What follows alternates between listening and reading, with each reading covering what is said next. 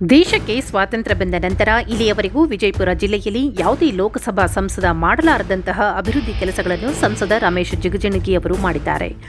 ಕಾಂಗ್ರೆಸ್ ಪಕ್ಷ ವಿನಾಕಾರಣ ಬಾಯಿ ಬಡುಕುವುದನ್ನು ಬಿಡಬೇಕು. ಕಳೆದ 12 ವರ್ಷದಲ್ಲಿ ಸಂಸದ ರಮೇಶ್ ಜಿಗಜಿಣಗಿ 70,000 ಕೋಟಿ ಅಧಿಕ ಅನುದಾನ ತಂದು ಅಭಿವೃದ್ಧಿ ಕೆಲಸ ಮಾಡಿದ್ದಾರೆ ಎಂದು ವಿಜಯಪುರದಲ್ಲಿ ಮಂಗಳವಾರದಂದು ಮಾಜಿ ವಿಧಾನ ಪರಿಷತ್ ಸದಸ್ಯ ಅರುಣ್ ಶಹಾಪುರ್ ಹೇಳಿದರು. ಇಷ್ಟೆಲ್ಲ ಹೈವೇ ಬಂದ್ಮೇಲೆ ಬಿಜಾಪುರ ಊರಾಗ 7 ಹೈವೇ ಆಯ್ತು ಅಂತ ಹೇಳಿದ್ರೆ ಅದರ ಪರಿಣಾಮ ಏನಾಗ್ತದ ಅಂತ ಗಮನದಲ್ಲಿಟ್ಕೊಂಡು ಮೊನ್ನೆನ ಜಿಗಜಿಣಗಿ ಸಾಹೇಬ್ರು ಹೋಗಿ ಬಿಜಾಪುರ ನಗರದೊಳಗ ಸಮಸ್ಯೆ ಆಗಬಾರದು, ಅದ್ರ ವ್ಯಾಪಾರ ಬೆಳಿಬೇಕು ಅಂದ್ರೆ ಬಿಜಾಪುರ ನಗರದ ಸುತ್ತ ಒಂದು ರಿಂಗ್ ರೋಡ್ ಆಗಬೇಕು, 47 ಕಿಲೋಮೀಟರ್ ರಿಂಗ್ ರೋಡ್ ಆಗಬೇಕು, 770 ಕೋಟಿ ರೂಪಾಯಿ ಕೊಡ್ರಿ ಅಂತ ಅವ್ರ ಪ್ರಯತ್ನ ಆಲ್ರೆಡಿ ಶುರು ಮಾಡ್ಯಾರ. ನಾವ್ಯಾರಾದ್ರೂ ಹೇಳಿದ್ವ? ನಾವ್ಯಾರಾದ್ರೂ ಬೇಡಿಕೆಯನ್ನು ಇಟ್ಟಿದ್ವ?